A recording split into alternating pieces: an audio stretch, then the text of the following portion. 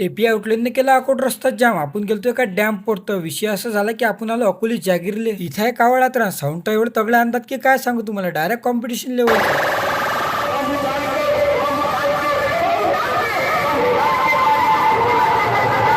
अड्यावर 2-3 घंटे कॉम्पिटिशन चालली. कानाचे हाल बिहाल झाले. आपल्या अंजनगावचे ब्लॉगर भेटले, त्याला भेट दिली डायरेक्ट गावामध्ये आलो. आपल्यासोबत अंजनगावचे 5-6 पोट्टे आले ते. मग त्याला घेतलं, गाडी काढली 560च्या स्पीडने. काय डॅम पूर आलो, जो की अकोलखेड रस्त्याने एक डॅम्प आहे. इथं आलो तो खरी, पण आम्हाला हा डॅम पार करून तिकडल्या साईडने जाणार. एवढे मोठे गोटे आहेत की काय सांगू तुम्हाला. जराशी हिंमत लावली, चरण पादुका हाती घेतलं, डायरेक्ट डॅमच्या वर आलो. पाना किती मोठा डॅम्प आहे. असं वाटतं की एखादा धरणच आहे. काय 5-10 मिनिटं डॅम्पवर थांबलो, बोट्याने बम फोटो काढले ना रे बा. मग आलो गजानन महाराजच्या विहिरीवर. आजचा होता सोमवार, सर्व लोक कावड यात्रा पाहायला गेले. काय म्हणून मग गजानन महाराजच्या विहिरीवर कोणीच नव्हतं. मस्त दर्शन वगैरे घेतलं आणि आम्हाला लागले होता भूका. मस्त बाहेरच्या हॉटेलला नाश्ता दाबून दिला. आम्ही गेलतोय का धरणावर, ते तुम्हाला पुढच्या ब्लॉग मध्ये सांगतो. चला मग आजच्या एवढंच, भेटू आपण पुढच्या व्हिडिओ मध्ये.